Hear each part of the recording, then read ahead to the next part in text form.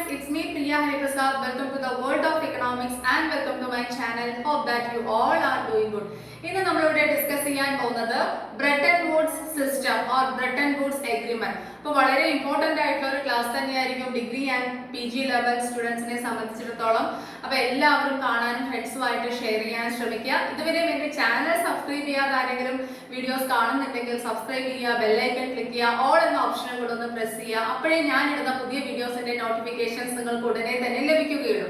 Okay, then come let's learn together. Let's begin the class. Bretton Woods system. അപ്പം അതുമായി relate ചെയ്തിട്ടുള്ള basic ആയിട്ടുള്ള എന്നാൽ ഇമ്പോർട്ടന്റ് ആയിട്ടുള്ള മാക്സിമം ഡീറ്റെയിൽസ് ഞാൻ ഇതിനകത്ത് ഇൻക്ലൂഡ് ചെയ്യാൻ ശ്രമിച്ചിട്ടുണ്ട്.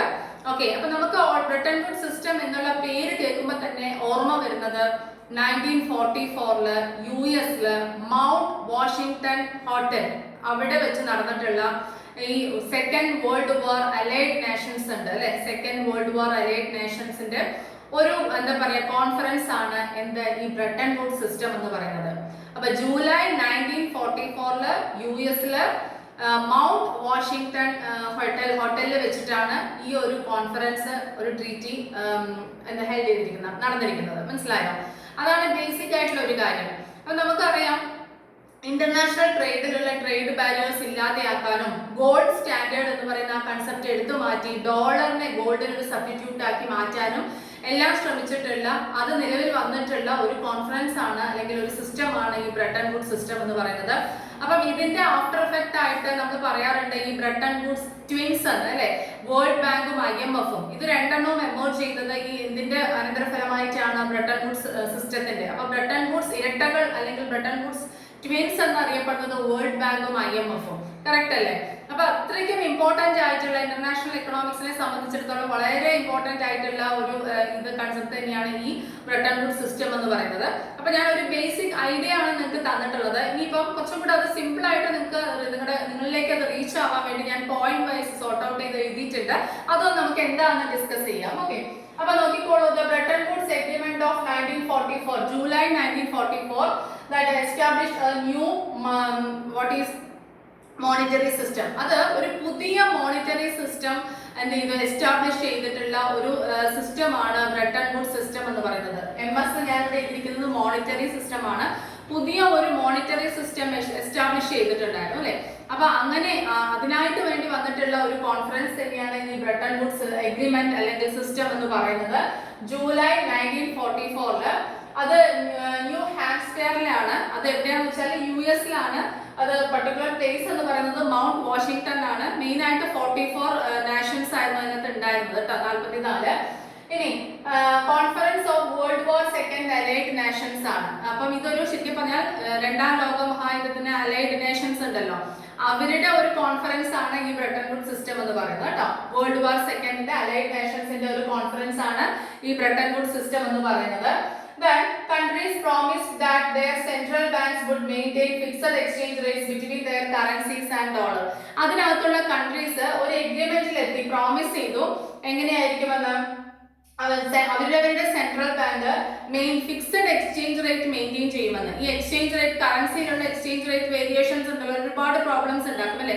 അപ്പൊ അത് മെയിൻറ്റെയിൻ ചെയ്യുമെന്ന് ഗ്യാരണ്ടി പറഞ്ഞിട്ടുണ്ടായിരുന്നു. അതായത് ഡോളറുമായിട്ട് എക്സ്ചേഞ്ച് ചെയ്യുന്ന സമയത്ത് കറൻസിയിൽ വേരിയേഷൻസ് വരത്തില്ല. എങ്ങനെയായിരിക്കും ഒരു fixed exchange rate system follow ചെയ്യും. എപ്പോഴും നോക്കിയാലും എന്താണ് ഒരു കയറ്റിറക്കം എക്സ്ചേഞ്ച് റേറ്റിൽ വരില്ല.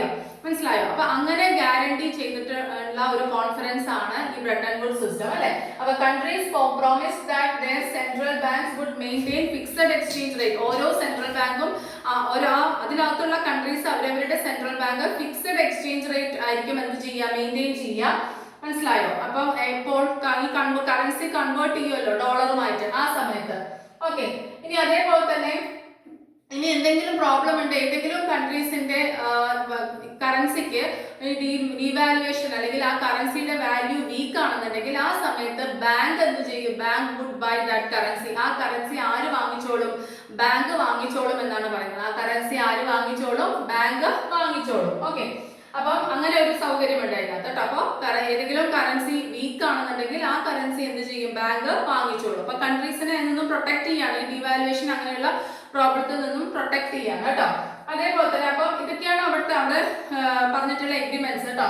Then agreed to avoid trade barriers. Trade barriers എന്തെന്ന് trade barriers എന്ന് പറഞ്ഞാൽ ഇന്റർനാഷണൽ ട്രേഡിലുള്ള ഓരോ ടാരിഫ് പോലുള്ള ഓരോ ബാരിയേഴ്സ് ഉണ്ടല്ലോ, റെസ്ട്രിക്ഷൻസ് ഉണ്ടല്ലോ. അപ്പം അതിനെ അവോയ്ഡ് ചെയ്യാനും അവിടെ ഒരു തീരുമാനം ഉണ്ടായിട്ടുണ്ടായിരുന്നു കേട്ടോ.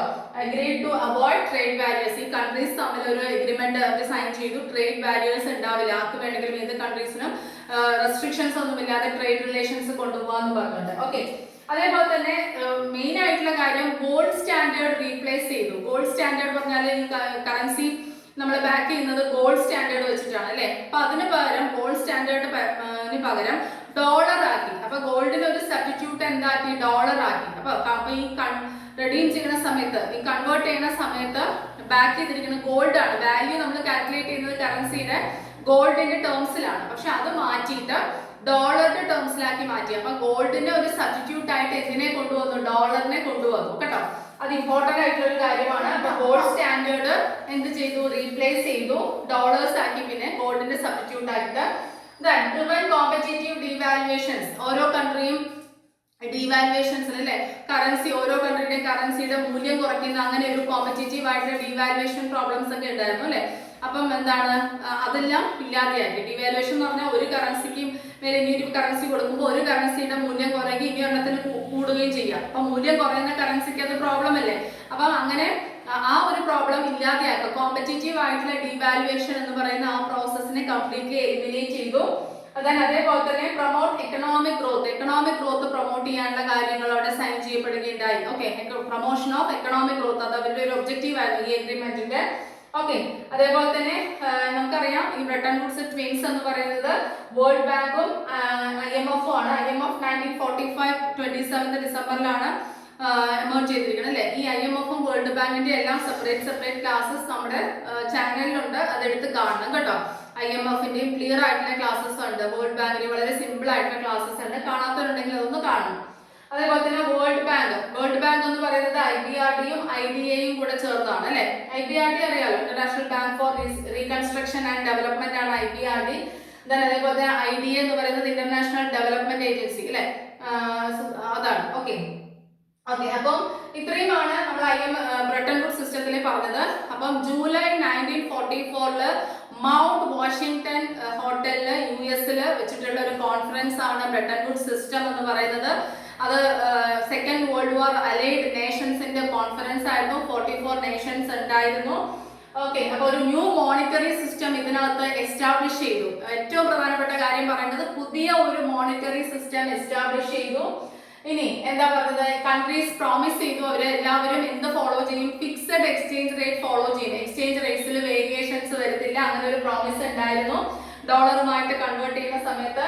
അതുപോലെ ഏതെങ്കിലും കൺട്രിയുടെ കറൻസി വീക്ക് ആണെന്നെങ്കിൽ അതിനെ ഹെൽപ്പ് ചെയ്യാനായിട്ട് ആര് സഹായിക്കുന്നുണ്ട്, ബാങ്ക്. അത് അങ്ങനെയുള്ള കറൻസി ബാങ്ക് പർച്ചേസ് ചെയ്തോളും. Agreed to avoid trade wars avoid ചെയ്യാനുള്ള എഗ്രിമെന്റ് അവിടെ സൈൻ ചെയ്യപ്പെടുകയുണ്ടായി. ഗോൾഡ് സ്റ്റാൻഡേർഡ് റീപ്ലേസ് ചെയ്തു, കംപ്ലീറ്റ്ലി ഗോൾഡ് വെച്ചിട്ടുള്ളത് ഡോളർ ആക്കി അതിന് പകരം സ്റ്റാൻഡേർഡ് വെക്കുന്നത്. മനസ്സിലായി, കൺവേർട്ട് ചെയ്യുമ്പോൾ ഒരു ബേസിക് ഇതായിട്ട് വെച്ചിരിക്കുന്നത് ഡോളർ ആക്കി മാറ്റി. അതേപോലെ പ്രിവെന്റ് കോമ്പറ്റീറ്റീവ് ഡീവാലുവേഷൻസ് ഇല്ലാതെയാക്കി. പ്രൊമോട്ട് എക്കണോമിക് ഗ്രോത്ത് പ്രൊമോട്ട് ചെയ്യാനുള്ള കാര്യങ്ങളെല്ലാം അവിടെ എഗ്രിമെന്റിൽ സൈൻ ചെയ്യപ്പെട്ടു. പിന്നെന്താണ്, ബ്രെട്ടൺ വുഡ്സ് ട്വിൻസ് എന്ന് പറയുന്നത് ഇതിലൂടെ എമേർജ് ചെയ്തിട്ടുള്ള രണ്ട് ഇൻസ്റ്റിറ്റ്യൂഷൻസ് ഏതൊക്കെയാണ്, വേൾഡ് ബാങ്കും IMF-ഉം ആണ്. വേൾഡ് ബാങ്ക് പറഞ്ഞ IBRD-യും IDA-യും രണ്ടും കൂടെ ചേർന്നതാണ്. മനസ്സിലായല്ലോ. പുതിയ ഒരു മോണിറ്ററി സിസ്റ്റം എസ്റ്റാബ്ലിഷ് ചെയ്യാൻ സഹായിക്കുന്ന രീതിയിലുള്ള ഒരു കോൺഫറൻസ് ബ്രെട്ടൺ വുഡ്സിൽ ഉണ്ടായി. ന്യൂ ഹാംപ്ഷയർ എന്നുള്ള ഒരു പ്ലേസ് ആണ് കേട്ടോ, അതുകൂടെ ഓർമ്മ വെക്കുക വേണമെങ്കിൽ. അപ്പം അതാണ് ശരിക്കും പറഞ്ഞാൽ ഈ ബ്രെട്ടൺ വുഡ്സ് സിസ്റ്റം അല്ലെങ്കിൽ ബ്രെട്ടൺ വുഡ്സ് എഗ്രിമെന്റ് എന്ന പേരിൽ അറിയപ്പെടുന്നത്. അപ്പൊ പേര് കേൾക്കുമ്പോൾ എല്ലാവർക്കും ബുദ്ധിമുട്ടാണ് അത്. പക്ഷേ ഈ ഒരു ക്ലാസ് നന്നായിട്ട് റിപ്പീറ്റ് ചെയ്ത് 2-3 പ്രാവശ്യം കേട്ടാൽ തന്നെ നിങ്ങൾക്ക് എല്ലാ പോയിന്റ്സും മനസ്സിൽ നിൽക്കുന്നതായിരിക്കും എന്ന് വിശ്വസിക്കുന്നു. അപ്പം മാക്സിമം എല്ലാവരും കാണുകയും ഷെയർ ചെയ്യാനും ശ്രമിക്കുക. വീണ്ടും അടുത്ത ക്ലാസ്സിലൂടെ കാണാം. Thank you, thanks a lot, take care, by.